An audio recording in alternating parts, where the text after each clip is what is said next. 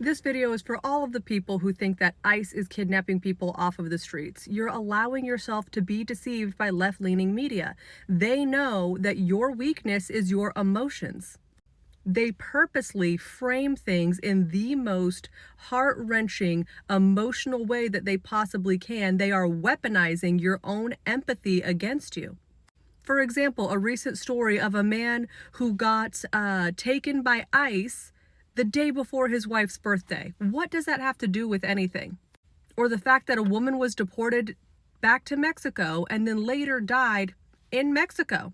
Do you notice how whenever they tell stories about Americans who have a run-in with the law, they never say things like they were with their child, or, well, they've been a law-abiding citizen until this happened, or anything of the sort. They don't care when it comes to Americans to try to tug at your heartstrings because it doesn't serve their purpose.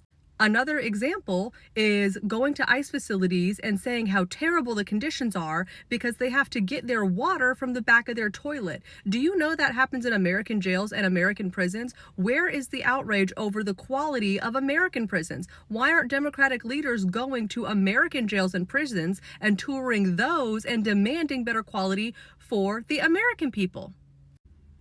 And this manipulation is partially to blame for the recent pew-pewings that have happened, especially the one at the ICE facility and for the one that happened to Charlie Kirk. This kind of rhetoric is brainwashing people. Stop letting yourself be brainwashed.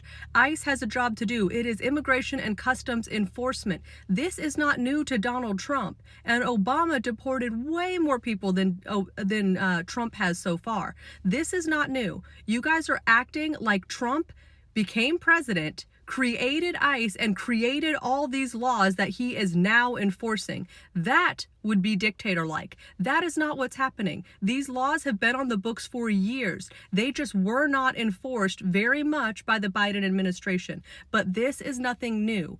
ICE is not just ICE. They are individual people. If you want to have some empathy for the men and women of ICE who leave their children and go do this dangerous work every day to enforce the law in this country. Stop letting yourself be deceived. Please get outside of your little bubble. Get off of the internet. Stop watching TV. Whatever you have to do. Go hang out with your friends and family and maybe have some empathy for them and for yourself. But the media knows how to get you, and you are letting them do it. So stop.